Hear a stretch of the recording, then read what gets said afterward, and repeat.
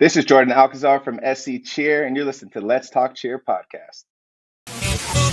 And we're on. This is the Let's Talk Cheer podcast, and I'm your host, Jason Larkins, where we talk cheer, we talk life, and we talk whatever comes to mind. 5, 6, 7, 8, let's get started. Turn it up, you tuning into Let's Talk Cheer with Jason Larkins. We're talking cheer, we're talking like you know we're always talking. So listen up, you boy, about to go all in. 5, 6, 7, 8, we're on, let's begin. This is episode number 84. Not sure there's going to be an 85, but thank you for joining. We have a great episode for you guys today. And like I said last week, we are back on YouTube. Definitely be sure to join us there. Today we have on Jordan Alcazar, owner of SC Cheer, the gym taking the world by storm. We have a great conversation. We talk about his journey from coaching to directing to eventually owning his own gym with his wife, Nikki. But before we get into that, we're still doing our Instagram contest. I'm giving away a free coaches training. I have several topics that I talk about when I do coaches clinics, and you will get one of those for free. So hop on a Zoom call together, you and the coaches at your gym, and we will talk some cheerleading. If you're a parent, don't worry. You can still enter to win on behalf of your gym, as I know many of you guys are doing. All you have to do to win is post this podcast on your Instagram story and tag me in the post. That's it. Share the podcast on your IG story, tag me at JasonLarkins, and the winner will be announced in episode 85. That's next episode, people. The more shares, the more entries. Now, real quick, shout out to my mother, Sheila, Claire, Sarah, Robin, Adriana, Chanel, Tamara. We still have Mycel, whoever that mysterious supporter is, and our newest supporter, Heather Peterson of Flipside. We appreciate all of you guys. Like I said last week, and I'm going to say it again, we are now on YouTube, and that is because of our financial supporters. You guys truly allow to make that happen. I'm the cheer director at American Cheer, AKSC.com, sharing with you my life, running a program, managing a staff, coaching the athletes, and working with the parents. And on the other side of the microphone is a guy who I've been down with for a minute. Happy to see all of his success over the years as a gym owner, but more importantly, as a husband and a father. Without further ado, my conversation with Jordan Alcazar. Jordan, my man, thanks for coming on the show. Thanks for having me, Jason. It's been a long time in the talks of getting me on here, and I'm glad we could find the time to sit down and talk some cheerleading. Dude, you're big time now, so it's trying to track you down. No. Thank you for blessing us. Yeah, man. Dude, we're gonna talk all about it, man. Dude, I'm excited. You have a great story. I don't know the whole thing, but I've been intertwined with it at parts. So, we'll talk about it. But, it's a story that the world needs to hear. So I'm excited to talk about it and all the recent success. You guys, you've had a long track record of success, but we're going to talk about it. And dude, let's start at the beginning. How'd you get into cheer, man? All right. Well, it's taking me back to Charlotte, North Carolina. I'm originally from California. My family relocated to Charlotte, North Carolina when I was in the 8th grade. So I did 8th grade in high school out on the East Coast in Charlotte, North Carolina. My sister started cheerleading at a gym called Charlotte All Stars. And, just being in the gym, picking her up. A lot of my friends that went to school with me cheered at Charlotte All Stars also. In my senior year of high school, I'm a football player. I have a scholarship to go play football, and they're like, hey, one of the boys, can't do this competition because he's on the wrestling team. Would you mind filling in?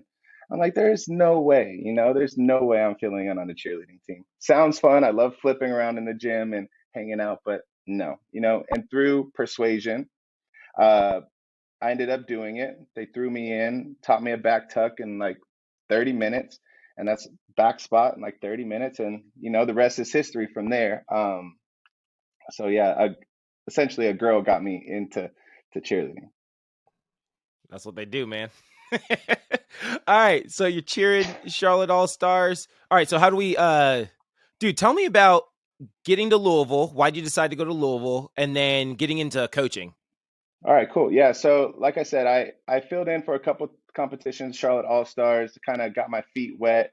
I loved the sport. I loved everything about it, but I had committed to a D2 school outside of Charlotte to play football.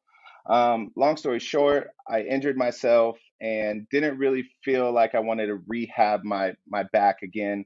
And so, I took a semester off and kind of explored, went to community college in Eastern Carolina University, where a lot of my friends from high school were going.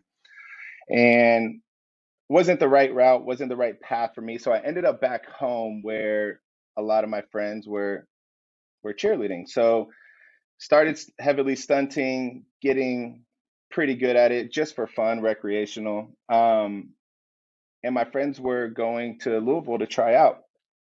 And so I'm like, I'll go with you. Let's go have a good time, whatever. At this time, I was on Carolina All Stars level 16, which is now level 7. And I was like, yeah, I'll go with you. We'll go hang out, have a good time. I'll watch you guys try out and just be there to support them.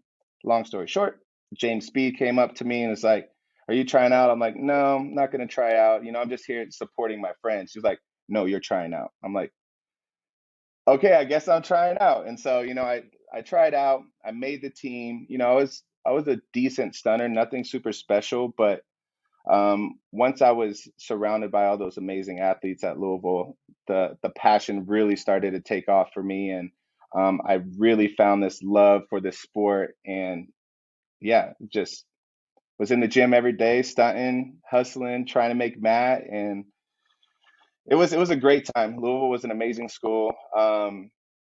I got to meet some amazing people that kind of allowed me this gateway into this amazing sport to have different opportunities come up, and I'm sure we'll talk about a lot of those. But a lot of my story revolves around the connections and the relationships that I made through Louisville.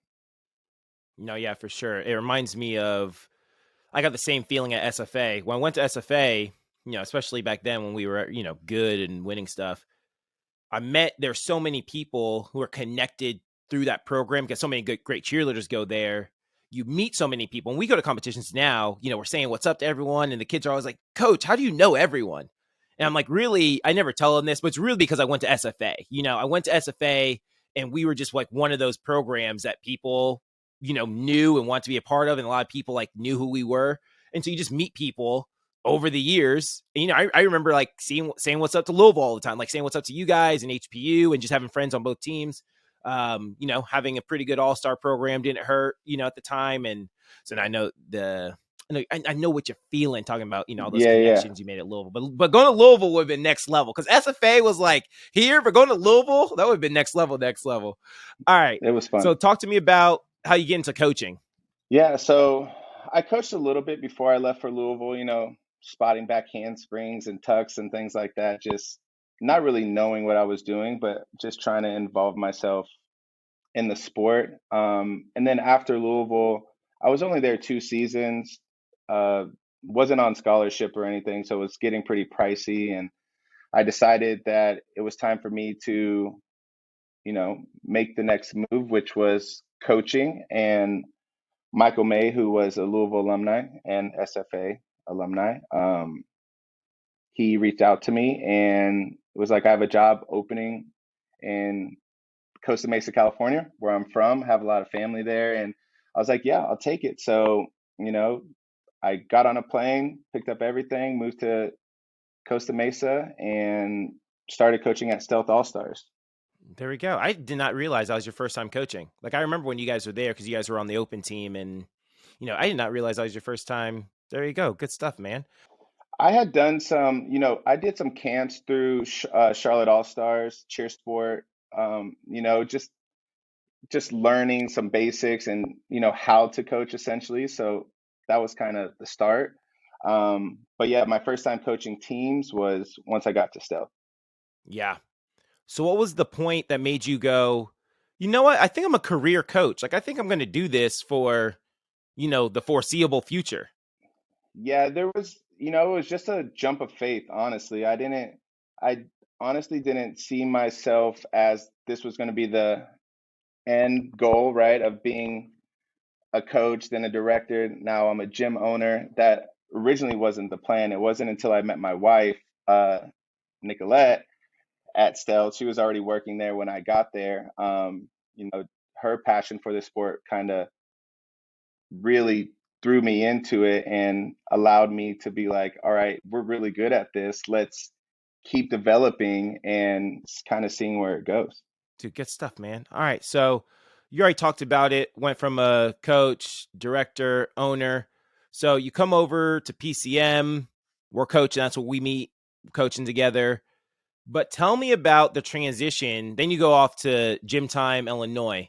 So tell me about the transition, like the big transition. Just tell me about Gym Time, Illinois in general. That whole transition and what it was like out there. Gym time was amazing. The transition, it was tough because we were thrown into a situation that some people may know about, but there was a lot of stuff in the back end that was just totally messed up. And Nikki and myself had to really revamp everything. When we got there and we sat down on the coaches, we were like, we're going to change a lot of things. We're going to change the way we coach the teams. We're going to change the way we run practices. And, a lot of the coaches weren't on board. We lost almost 75% of the coaches when we got there because they weren't able to assimilate to what we were trying to create, which was a blessing in disguise. At the time we were a panic, but champions figure it out, and we pushed through. The environment in Chicago and the surrounding areas, those kids are so gritty. A lot of them come from backgrounds, poverty, and don't have a lot. And it was amazing getting to see those kids in the gym every day and just see how hard that they worked. Like, this was the only thing in their life that they had to look forward to. This was the only positive outlet in their life. And being able to be there with those kids and mold them and grow them into eventually world champion, summit champion athletes, it taught us a lot about not only how we want to coach and the type of athlete we want to coach, but it also helped us become better parents in the process. Because those Chicago parents, they don't play, man. They're hard on their kids. They expect a lot out of their kids, and even if you don't have a lot, you're going to give everything you have to whatever you're doing. And it was a really great experience for us. We were only there 2 seasons, and we grew the program from, I think they were at like 65 athletes, and then by the time we left, they were over 200. So for real, it was a great experience. And we just our best friend Wes Haley, who owns the gym, he will forever be, I owe him a lot for giving us that opportunity to come there and, trust us with his program. And, I owe a lot to him. Dude, so you mentioned this, so I want to go back to this real quick. But a lot of people who listen to the podcast, they'll write me or say something. They'll say something like, "I'm just glad I'm not the only one going through this experience," right? And I'm so glad that you're dealing with the same issues that I'm dealing with. That's why I like listening to the podcast. And so you mentioned something I went through. So any coaches or directors, owners, this is something that we've all had to deal with. Jordan just explained it. When I first moved over to American, we lost our entire staff. We lost everyone. We had one girl, one singular, that stayed over from when Ashley and I came over. And I remember the athletic director had warned me about it. He said, when you go, my athletic director at CBU, he's like, when you go over to your new job, prepare to lose your entire staff. He's like, I lost my entire staff. Like, these are all new coaches here. You're probably going to lose 80 to 90% of, the staff that comes over.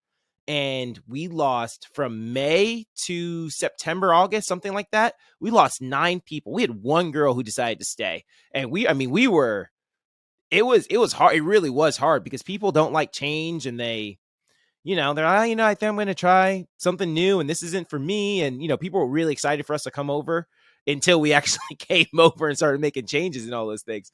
But we did that about the same. I think you guys went to Gym Time the year after we started at American. And so, yeah, I remember being in that boat. It was just like a tough situation of just, families are excited, but then some families aren't excited because you're changing things, and we're the ones that drove off their coaches and all those things. But you guys made it happen. Summit champions, world champions. Jordan, I think you owe me a ring, man. I think you owe me a ring. Like, I've been waiting in the mail for it.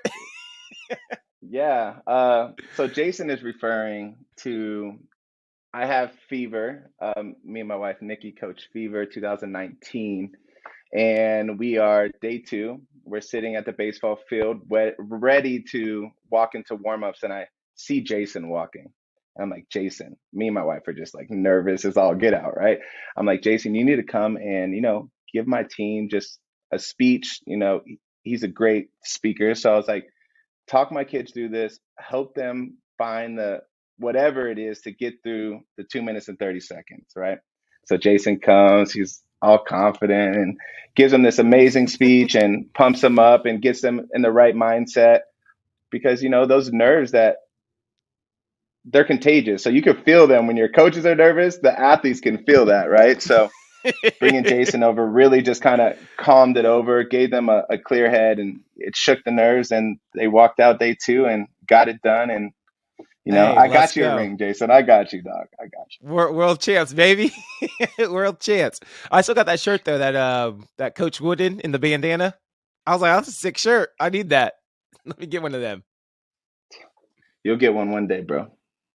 Jordan, I appreciate you, man. Appreciate the kind words. It was really cool. What I actually really enjoyed about that season was that about that win is Nikki had reached out to me right after NCA. I think you guys had lost to Diamonds, like Twist and Shout.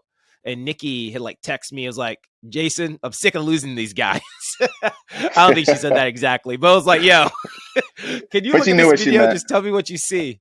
Yeah, no, I feel it too. Like I've reached out to people like, yo, I ain't losing these guys anymore. Like I need Yeah. someone else to help me see what they see because this ain't happening anymore. And so I remember like writing a page of notes and like, hey, yeah, here's what I see. And then we did that. I remember doing that video review for you guys. And I remember like we're on a group chat. I sent the video review over to you guys. And then like the next day or 2 days after that, I get like another text message. Like that was the cleanest routine I've seen them hit all season long was like this one at practice. And I was like, oh, cool. And so I had like a vested interest in you guys. I was like, hey, yo, like fever, y'all my team. Let's go win this thing. So it was really cool to go out there. To like watch you guys, one, to watch them go out there and nail that thing, and then to watch you guys, win your first world championship. You know what I mean? That was really cool. Not that you really owe me a ring, but it was really cool to watch. It's fun to see your friends succeed in the industry. You know what I mean? Like that was really cool, especially knowing where we came from, at least at PCM, when we were, just some coaches at PCM, just trying to be the best coaches that we could be, to see you guys go off, do your own thing. And then the ultimate, as far as not status, but as far as like a trophy is concerned, right? A world championship, you're rewarded with that. And then like the next week, you guys win the summit with the 5. So that was super cool. But tell me about what's like the biggest thing that you learned while at gym time about being a director and managing people. Yeah. Being at gym time and having the major responsibility of revamping everything and running it in our vision really just allowed us to make mistakes, learn from our mistakes, and find the formula that would eventually kind of lead us to where we are now. We had a lot of staff that came on board after that were really receptive and assimilated to what we were trying to do, and everyone was on board, and you know all hands on deck kind of atmosphere. A lot of gyms are like, these are my teams and these are your teams, but we really feel that it's important that all the coaches, no matter if you're a level 1-2 coach or 3-4, you have a say in all of the teams, because that feedback is so invaluable. And when you give your coaches that sense of voice, they want to work for you. They want to put out good routines, and they will bend over backwards for you when you allow them the opportunity to come over and be like, "Hey, can I tell Fever something really quick?" And you're like, "Yeah, tell them whatever you want." It just allows it to feel more like a family environment than my teams and your teams. And I feel like that's kind of how it was at PCM when we were there together. It was like everyone wanted to be on a Nikki and Jordan team or a Jason and Ashley team, and it was a blessing and a curse because it kind of pinned us against each other because we're trying to be the best, but it also made us into the coaches we are today because we wanted to be the best, and we pushed those routines and we kind of pushed each other in a way. But I learned that's not the healthiest working environment to have those teams and those coaches kind of battling out for the higher status or who's the best coach. It's all of our teams. It's gym time. It's South Coast cheer. It's American. It's not Nikki and Jordan. It's not Jason and Ashley. Yeah, for sure. No, and I tell people this, and I tell this to our staff often. It was really flattering to be like, oh, I want to be on a Jason Ashley team, right? Like that, it was really flattering to hear those things. But at the same time, I remember, and I tell this to our staff, as much as it was flattering for, me and Ashley to hear those types of things, it wasn't, I knew exactly what you said. It wasn't the most conducive for a work relationship, and it wasn't what was best for the program. And I said, I wanted our program. I never want our program at American to get to a point where, oh, I only want to be on a Jason Ashley team or a Nikki Jordan team. Like I wanted it like from day one, that from top to bottom, whether you're on Tiny Twinkles or whatever our highest level team is, that from top to bottom, everyone is going to be a great team. Now, some teams have, better years than other years, and that's going to happen from time to time. So you're back in Cali, man. So tell me, I'm not sure how much you want to tell me, but tell me about coming back to Cali, man. Well, not Oh me, man. everybody else, I guess. Yeah, life throws you curveballs, man. You have a plan and you're going to execute that plan, and then something happens and you gotta be fast to pivot. Our motto has been champions figure it out, and we live by that. And I think I heard that first from either you or Ashley, to be honest.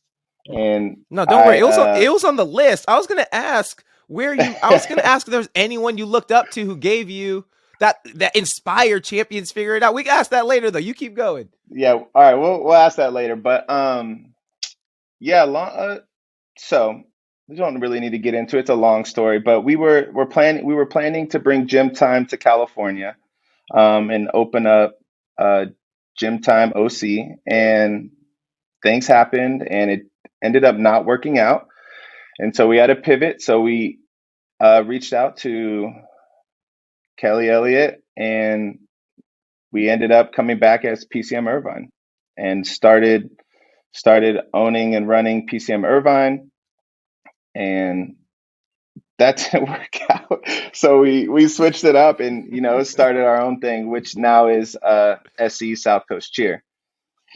There we go. Good stuff, man. It's like I don't even know Yeah. what I'm talking about right now. So I'm gonna keep it it's short a and lot. sweet. Yeah.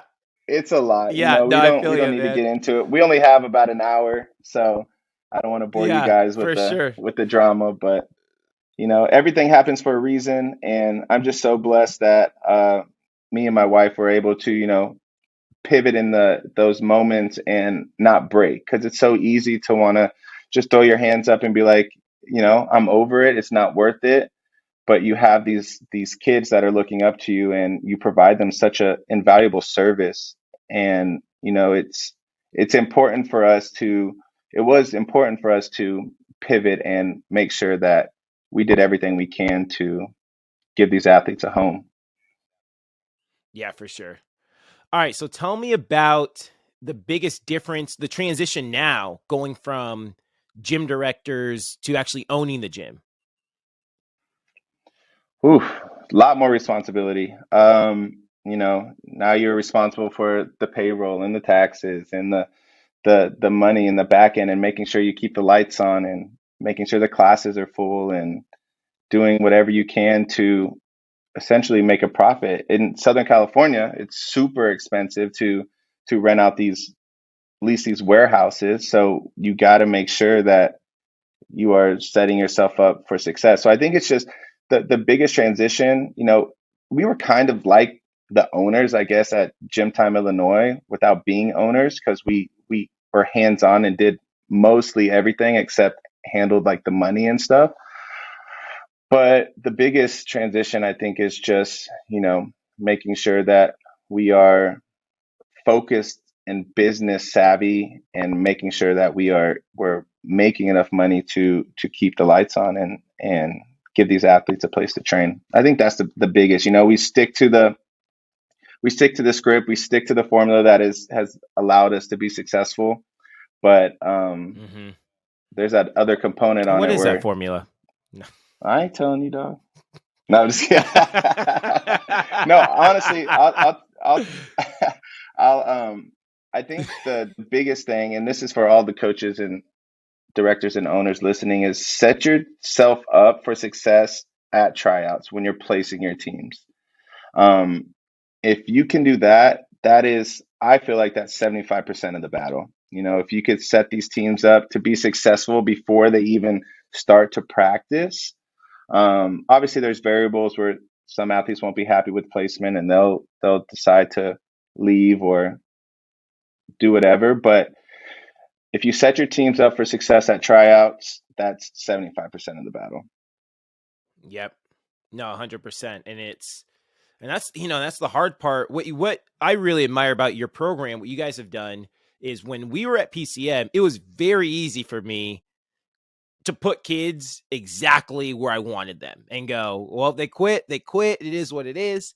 It has gotten harder being in the director role to do that as much. Like this year, I completely took myself out of the tryout. I didn't place teams at all. I went in a different room. And I let the young, hungry coaches who still had that dog in them. I'm like, y'all place the teams because I know y'all gonna place teams the way they need to be. I'm too much as a softie now. So, but that's like the hard part. What you guys have done a great job of is as the owners, because again, it's different when you're coaching because that kid does not have a tuck. She's not going on the level 3 or level 4 or whatever. She's going on this team. It's different when you know that athlete pays tuition. You got to keep the lights on. But you guys have I can see it. You guys have stuck to your guns and said, hey, this is the type of team we're gonna have competitive teams. This is what we're gonna do. And this athlete might not. I can tell that the teams are very well placed at tryouts, right? And that makes everything immensely easier when you have the right kids on the right teams. Having the right kids on the right team, if you don't do that, it's an uphill battle the entire time. So you guys have done a tremendous job at that. Thank you. And shout out to all the parents, for trusting and believing in us, because we do tend to not hold them back, but place them down a little bit. And you could easily go to another program in our area and make whatever team you wanted, So shout out to the parents for trusting and believing in us and allowing us to have an impact on your kids' lives. Yeah, for sure. And I got to reiterate this. I don't know if parents, athletes, or coaches really understand this. It makes such a huge difference when athletes are placed correctly. When they are placed correctly, right? When there's not a skill they have to worry about. I cheered with John Cronin back in the day, like long time ago, right? And I remember just thinking like, and for those who don't know, John Cronin, immensely gifted tumbler, just one of the best tumblers in the world. And I just remember thinking, there's not a pass he has to ever worry about in this routine. Like most kids, throughout the routine, you're kind of like, well, all right, here we go. Like, I'm confident I'm going to land, but I don't know if I'm going to land. You know what I mean? Like, let's go, right? And I just remember thinking, like, competing for John must be a luxury. You know what I mean? Like, he's just so above the skill. Like, he was just so good that there was nothing he ever had to worry about, or at least from my perspective, in a routine, right? Compared to me, where I'm like, yo, all right, guys, I'll let your boy, right? Hey, y'all gotta be yelling for me.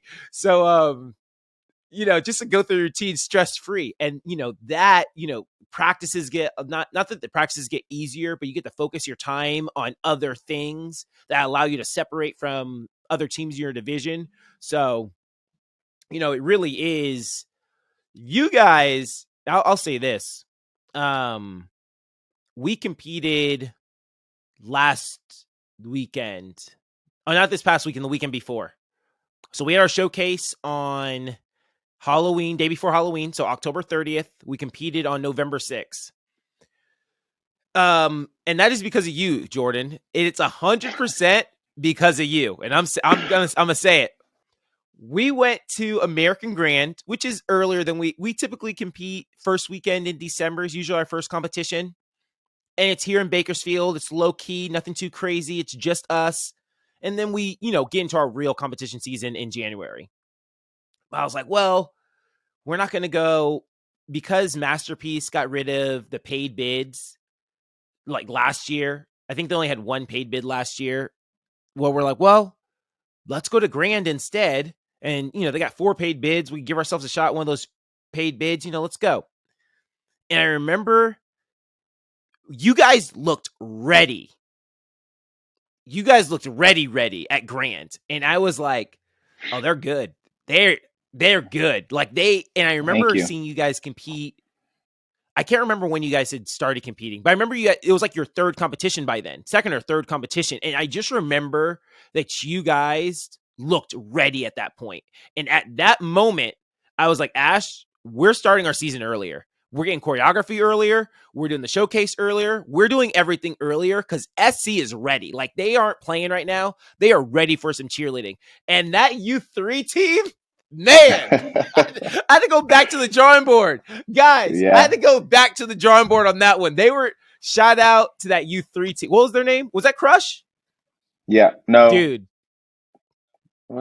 not Crush. Don't remember. Who was it? Divine. Who can They were Divine. Oh yeah, divine. it was Divine. Divine. You're wild, Check the man. time. So yeah, check the time, man. I was like, oh, these guys are good. These guys are good. Yeah, we went back to the drawing board on that one. I was like, hey, guys, y'all get ready to work because that ain't happening again.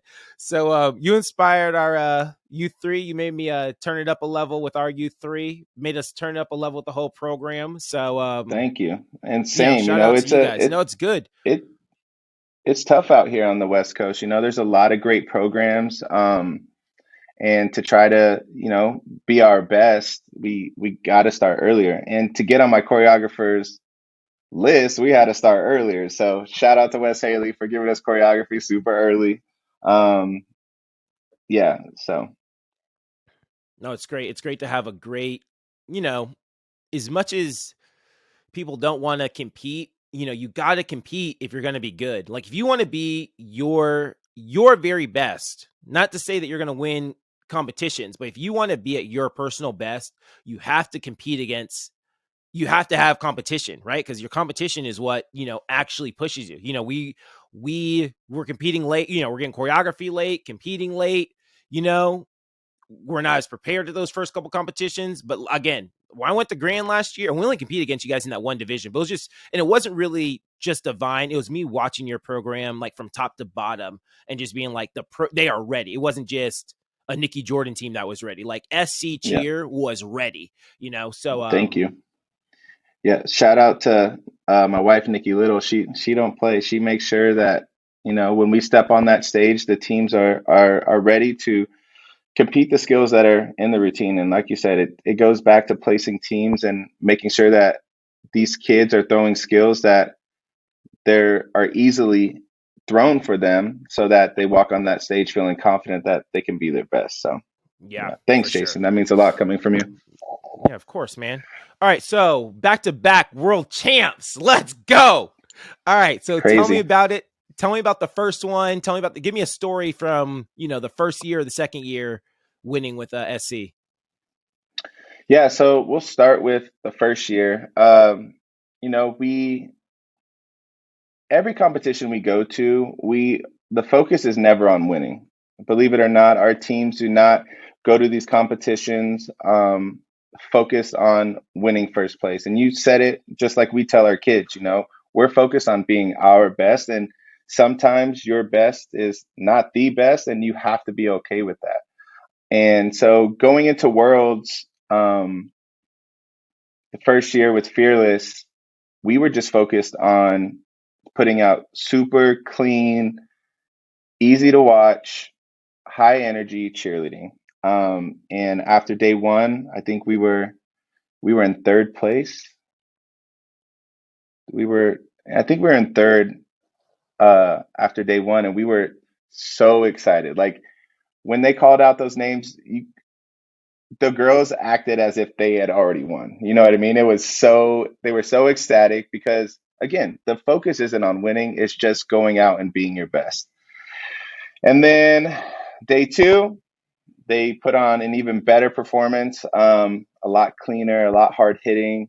All the little details were intact, and I guess the judges thought it was enough, and you know, we ended up the world champions. So we were super excited. We had a lot of great competition. So shout out to everyone that we competed against. But it was a really cool moment for us to be able to go from gym time and winning with like some of the best athletes I've ever coached. I mean, shout out to Shard, DeMarcus, Josh, all these three amazing athletes are now at Trinity Valley, and they're like they're like sons and daughters to me and Nikki. And being able to come here and replicate that was really awesome. And you know, it was validating. It was we our first year when we came back to California, we started with 35, 40 athletes. So to be able to do that year one and then year two win worlds was super amazing. So it was great. It was everything that you could thought it could be. The kids were ecstatic. They worked their butts off, and yeah, it was crazy. And then year two, we came back hungry. You know, the athletes Well, real got quick, that taste of before you hop into year two, okay, let me ask you this, because you guys win year one, and then Cheer Twitter starts talking, right? And I oh don't man, know if Fearless should have won, right? So how'd you guys deal with Cheer? And it's funny. I remember I hadn't watched either routine like after when you guys had won, right? You guys win. yeah, I didn't watch either routine, but I see people talking on Twitter. Knowing you and knowing who was it, Vixens, knowing Callie in yeah, general, I was like, well, SC probably went out there and they probably didn't move. Not a kid took a wrong step anywhere, right, and that score sheet's so weighted towards execution. I'm like, I'm not hmm surprised at all. Now, again, I haven't watched either one of the routines, but just knowing the two programs and what SC's really strong at, particularly Nikki and Jordan, like those kids didn't move. Like they didn't have yeah. a misstep anywhere. The execution was through the roof. But anyway, but Cheer Twitter's talking. So how'd you guys deal with, Cheer Twitter and just the naysayers?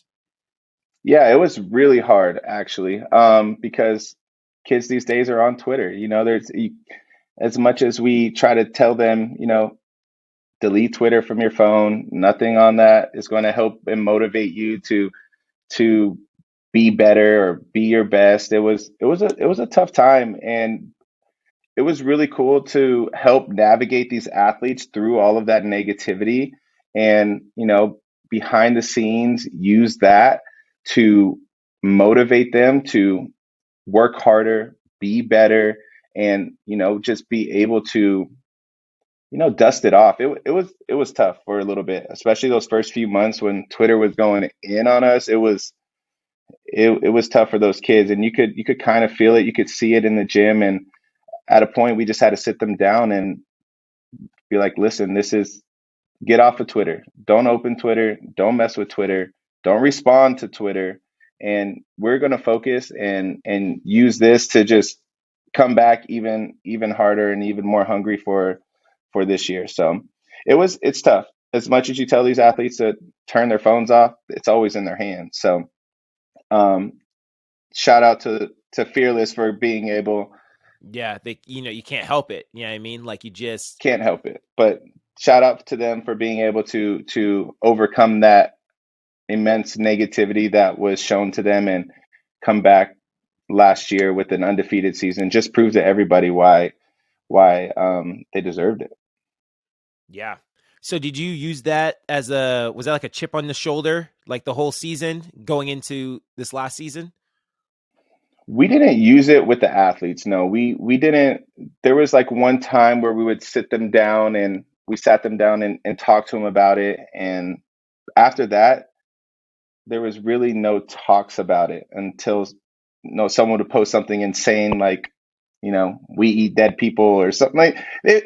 I don't know. The craziest things were said on Twitter, Jason. It was insane. And we would laugh about it for a little bit, and we would like brush it off and just make fun of it because of the crazy things they were saying. But I think behind the scenes, I use that as a coach. I used it to, fuel me for them because I know how hard they work. I know the work they put in. I know they deserved it.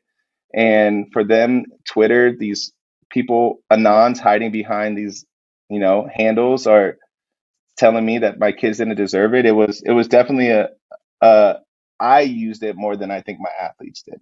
I used it to push them and to guide them to, a great season last year. Yep. No, I feel you, man. Good stuff. All right. So you guys are the back-to-back world champs. But you talked about champions figure it out. You talk to me about it. What's it mean? What's it mean to you for real? Yeah, for real. So the origins, I honestly don't remember. I coached fantasy with Ashley at PCM for one season, and she would yell the craziest things. But one of the things that I remember, Still I think, does. yeah, that she said that just kind of stuck with me was champions figure it out. And I'm like, you know what? You are absolutely right. And it could be you, it could be Ashley. It's been a long time, but it's been this model that I've kind of used in not only my life, but obviously in my gym. When I got to gym time, it was champions figure it out. It's hashtag CFIO. And just when these athletes aren't feeling their best or they've had a bad day and they come into the gym or their boyfriend just broke up with them or whatever the situation may be, at the end of the day, we have a goal in mind and we got to brush that all off to the side and we're going to be champions because we know how to figure it out. And it comes down to stunts. When stunts wobble or we have a bad grip and the flyer wants to bend their leg, we have to figure it out. We have to make those quick decisions so that the show goes on and it doesn't skip a beat. So it's a motto that we live by in our Gym Time Illinois, and here we still both use it. And it's just something that we can look back on and be like, we point to the wall because it's in big letters on our wall in our gym, CFIL. We're like, we have to figure it out. So it's a good little motto, and it just reminds the athletes that not everything's going to be perfect. Most of the time, it's not going to be, but at the end of the day, it's our job as these amazing athletes who put hours and hours and hours into the sport to figure it out when it matters most. Yeah, for sure. Dude, and you just mentioned, because those are good times. I remember you were coaching with Ashley, you guys were coaching fantasy, and it was like Saturday, Sundays, and I'd come Yep, into the gym, and we just had it was some good times at PCM. Like, it was fun. before everyone went big time, it really was a lot of fun. I mean, we had some great coaches there. We really did. Yeah. So shout out to the whole crew that was there. Edwin, Yeah, Coach Melissa, Josh, he's with us now. But we really had some some good times. yeah. Shelly and It Danny, not it sure if I mentioned them, but Yep. good Allie stuff. Stuckey, All she right. was great. Yeah. Oh yeah. Allie. Shout out to Allie. Let's Yeah, go. I haven't seen her in a Coach minute. Allie. She was at our showcase Yeah, the other man. week, and I got to see her. She's Oh, amazing. word. Good stuff. All right. So we talked about kind of being, you get that, champions figure it out. You hear Ashley say it. But now for real, who are some, and Jordan, don't say me. I already know you. You're going to be like, you, because you're like the king of like, I'm going to flatter this guy. Don't say Okay, it. go ahead. What you So gonna ask? give me, some coaches or some routines like that really like inspired you over the years. Like for real, for real. Coaches or routines that inspired me. Or like My programs wife, or just anything. You're like, yeah, for sure. There we go. It's a good one. my wife, Nikki, she is the absolute best coach in the world. She just knows how to get these athletes to respond and to be their best. And I'm so blessed to be able to work alongside her. And not only is she the best coach. She's the best mom. She's the best business owner. She's literally just superwoman. So shout out to my wife. She's great. Let's see. Um, it hurts me to say this, but J Money back in the day, Cali, Vegas, we were junior three, fearless, and they were J Money, and I think competing against Christy, she's amazing, was awesome. She pushed us to be our best and to better ourselves in our craft. So shout out to Christy at Cali, Vegas. Let's see, who else? Mm, my homie Shay Myers. He's a coach, Fever coach, Gym Time, Illinois. Great guy. Learned a lot from him. He's not only a great cheerleading coach, an amazing tumbling coach. So shout out to Shay. Love him to death. And then lastly, Wes Haley, choreographer, owner of Gym Time, Illinois. He is the, he's the bread and butter to what we do here. He's the glue. He puts everything together. His choreography is amazing. And, our kids respond really well to him. So, those are a few coaches, owners, choreographers, and that J Money routine from back in the day really got me to step up my game. Yeah. Good stuff, man. All right. So we talked about kind of like the secret. Hey, so what's the secret? And you let us know. Well, you got to place your teams correctly. So not talking about placing your teams correctly, but give me something else what do you see that most gyms are getting wrong when you look at either routine or you go to a gym, or what are most gyms getting wrong? What are they missing? That it's okay to do easier skills. Like, you don't have to do the hardest skills in your division to be the best in your division. If your athletes can't execute those skills without minimizing movement or no movement, uh, it's going to affect your score. So find a skill that may be a little easier that still hits the score sheet. And I think that's what we do really well here. We find what works best for our athletes, and we don't get this like one skill stuck in our head to be like that's going in our routine. If it doesn't work, we dish it and we figure out. We have plan A, plan B, plan C, and we figure out the best way to set our teams up for success. Same thing with tumbling. Don't put the hardest tumbling skills in. Hit the score sheet, make it look clean, and just get them points. There you go. You heard it from the man himself. All right. So give me now, what do you want to be better at as a coach? What do you like? What's the area that you're like, this is the area I need to get better at. I want to get stronger at right now in the near future.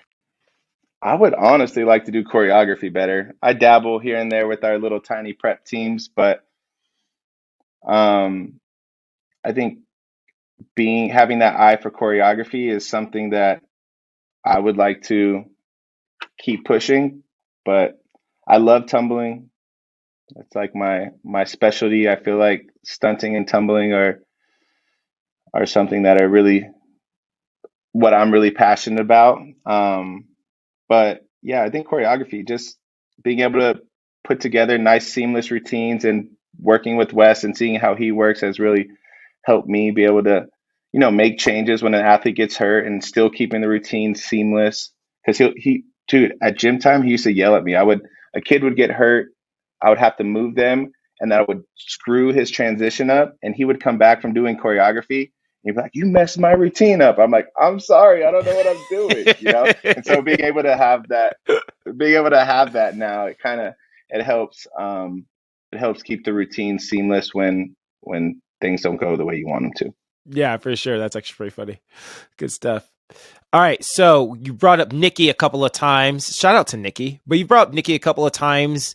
You guys work hand to hand, yin and yang. Tell me about that dynamic of, working with your wife every single day, going home, just living life together, like never having, not that you never have time apart, but just tell me about working with her in the gym every day. How's that dynamic? Like, who does what? What's the separation like? Yeah, so Nikki does everything. Honestly, she is the brains to the operation. She she's the businesswoman in the office. She gets here every day, probably around 11 o'clock, and she doesn't leave until 9:30. So she's not only the brains of the operation in the business, but she is hands-on as a coach. So she does most of the back end. I obviously help her on the things that she needs to help. I do a lot of the finances and things like that, and she does pretty much everything else. And then in the gym, we're coaching, we're hands-on. I do 90% of we do team tumbling. I don't think a lot of gyms do that, but we do team tumbling, which is we tumble with each team for an hour before or after their practices, which is great. And if gyms don't do it, I suggest doing it because it forces your athletes to get essentially a class in when they don't want to. You force these athletes to be in an environment with their peers on their team, so it pushes them and it motivates them to want to get new skills, and you have that time to, once the, let's say, level 4 skills in your routine are solidified and pretty, we now can start taking the time in our team tumbling and start pushing these athletes towards level 5 tumblers. So it's great. So yeah, we working with your wife, living with her, parenting with her, it's obviously, it has its struggles, but I wouldn't have it any other way. The most important part is just finding time to have family time. That's the hardest part, especially now when we have Saturday practices and Sunday practices, and we're getting ready for competition. It gets hard, but you know, it's a blessing to be able to be with your wife and work with her. It's obviously a learned skill. You have to learn on how the dynamic works and when and where to step in and back off. But I wouldn't have it any other way. It honestly, it works for us, and I feel we're happy and we're successful because we trust and love each other and know that what we say is going to work. So yeah. Dude, good stuff. Yeah. And shout out to my wife, who is, it's so funny. Like when you're saying Nikki's the best coach in the world, I honestly feel like that with Ashley. I'm like, dude, Ashley's the best coach in the world. Like, I'm just like, dude, she really is. Like, I'm like, dude, she's amazing. She's like really, really good coach. And I'm just always amazed at like how good of a coach she is. And, yeah, and just everything. Yeah, I mean, like I remember, and there's other people, and I'm like, dude, you've got to get Ashley on board with this. And I'm not saying that because I'm her husband. She's just immensely talented. Like, you just don't understand how good she is. So I like hearing that you feel the same way about Nikki. So so I wasn't going to ask this, but let's ask that. I've been asking all my other guests. Have you guys competed yet this season? No, we compete on Saturday. We compete at a local jams event. It's just a 1 day, just to get on the floor before we head to American Grand. Okay, word. So tell me about, without being on this floor yet, or without being judged yet, how do you feel about the score sheet? What are your thoughts on it so far? I know you haven't been on the floor, but what are your thoughts on it, like, heading into the season? Honestly, I don't mind the score sheet. We've adapted, and it's counting the numbers and make sure everything is in ranges was hard at first, but I like it. It sets you up to know what you're going to score. And again, you don't have to go out and do the hardest thing possible. You can go out there and put out super clean cheerleading, and these skills, or have these athletes execute these skills on the score sheet. It has I guess the transition's been pretty easy for us. So you're going to, spill the tea, Jordan. Where are we going to see you guys at this year? Are you going to Grand? No, man, I ain't going to Grand ever again. Thanks to you. We're going to Bakersfield. Oh, word. Yeah, let's go. We're bringing all of our teams to Bakersfield. So we'll see you in your home stomping grounds. Yeah, man, let's go. And then let's see. Are you going to jams in Vegas? The Nationals? Yeah, we'll be there. Yeah, we're bringing the whole program. We haven't brought the whole program there in years. So the whole program's going to be there. I think we're bringing everyone except our tiny team. So we'll see you there. USA. No, no USA. We're not a USA. You don't do spirit sports, and we don't do USA. It's like Yeah. our. No spirit sports for us. I gotcha. Yeah. If you know, you know. If you know, you know. That's so funny. I love that. I love it. It cracks me up. Okay. Yeah. Anywhere else? And then you guys are bringing a couple teams to Dallas this year, or no? Yeah, we're going to Dallas. I think we're bringing 6 teams to Dallas. That's the most we've ever brought. So we're excited about that. And yeah, majors. I'm not going to majors, Well, but there we we have go. majors filming tonight, which is super exciting for our kids. It's a fun time. Wait, you're not going to majors, but you have majors filming? No, no, we are going to majors. Oh, gotcha. Is that the same time Yeah, as yeah. GSSA, or is it a different weekend now? It it is it is the same time, I think. Gotcha. No, it's a weekend after. It's the 19th is the majors. Gotcha. 19th, Okay. 20th, Yeah. and then GSSA is the week before. Yeah. There we go. Good stuff, man. All right. So let's get into these last 4 questions. So, Okay. what needs to stop, start, or change in the industry? Stop, start, or change.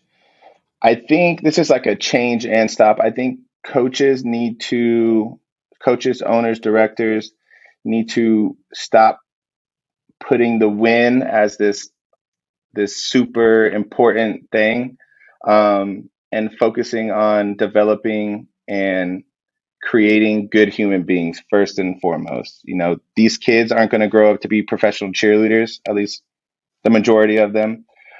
So it's our duty as coaches, owners, directors to make sure that these kids are learning how to fall and fail and learn and grow from their mistakes. And like we said in the beginning, sometimes your best isn't going to be the best, and we have to be okay with that, and our kids have to be okay with that, because that is life. You're gonna get into life, and sometimes you think you're going to get this job, and you don't get it. You have to learn to bounce back. You have to learn to pivot. So our we have a huge responsibility as coaches to set these athletes up to be these amazing human beings once they leave our program. And if we're only spending the time focusing on winning competitions, we are failing them and not preparing them to go Mm-hmm. into the real world, because you're not going to win all the time in the real Yeah, world. You man. have to be okay with that. Spoken So like a that's like a champion. change stop. Yeah, it's real. We spend a lot of time developing athletes, and we invest everything we have into them. And to see some of the things that are going on in the industry right now is really heartbreaking, because people like us who are in it for the right reasons, it just makes this like dim light on us, and we just gotta there ain't no room for it. All right. So give me a narrative, a myth, or a rumor that you want to debunk right now. There's luckily there's no, besides cheer Twitter, there's no. Everyone wants you to clear the rumors up of what divisions you're in this year. Okay, we'll start at the top. We have international uh, open co-ed non-tumble level 16. We have Fearless, who is extra small, all girl. We have a mid-season worlds team, extra small co-ed. We have an all girl small level, a junior 5. So we had senior 5 last year. We have junior 5 this year. We have small junior 4. We have small junior 3. We have a 4.2. Junior 2, youth 2, tiny 1, prep, junior 1 prep, tiny novice. I hope I'm not missing anybody. Put me on the spot. We have we have 14 teams. I hope that was 14. If you guys are listening, I didn't say your That division. was I'm so not sorry. 14 teams. Oh shoot. Jason. That was at 14. 4.2, junior 3. Yeah, we'll call it that.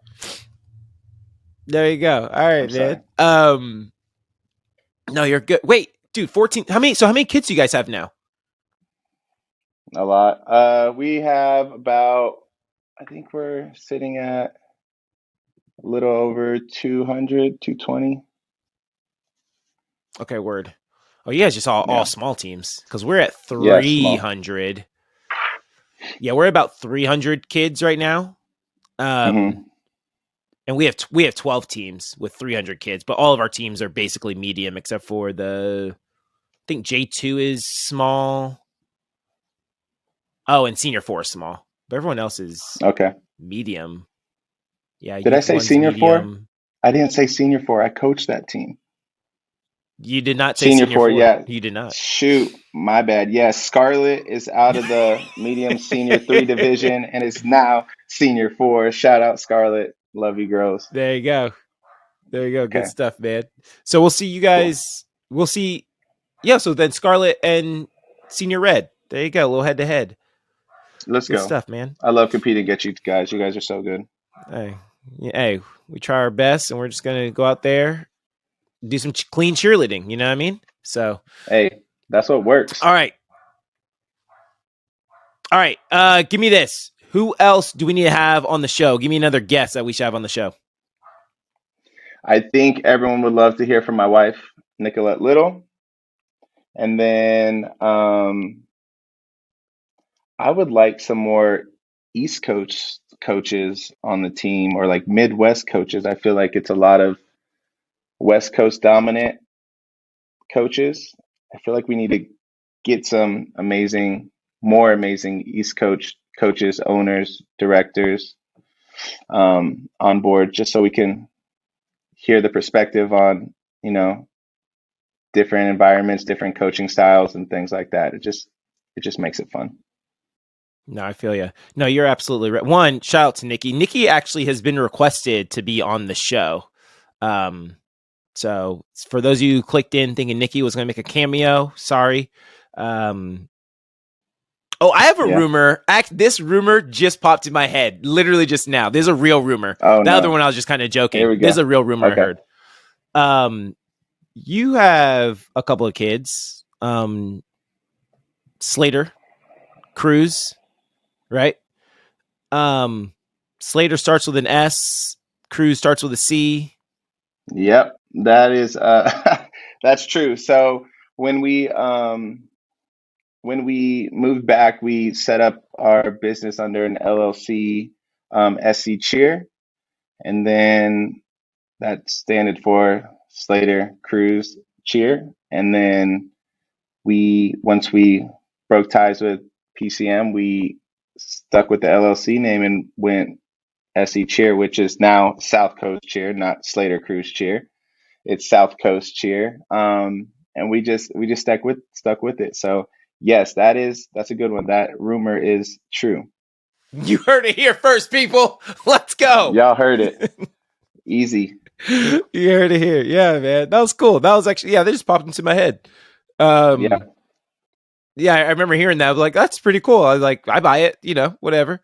Okay. But no, yeah, you mentioned the West Coast love, about the guests being, I just wanted to get my friends on, and it's like, hey, the people that I see every day, like, let's talk to the homies. But there are a lot of East Coast coaches out there. So I don't even know on the East Coast. Shay should be making an appearance one of these days. So Shay, let's go. Let's get you on. Ooh, Casey Ballou. We can have Casey on from ECE.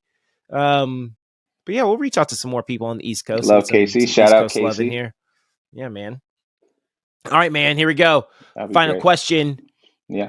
Where can people, either you, the gym, Nikki, Twitter, Facebook, Instagram, TikTok, any handles that you want to, people who want to follow your journey, how can they do that?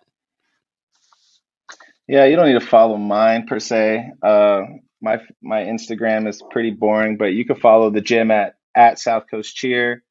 We have a TikTok too at South Coast Cheer.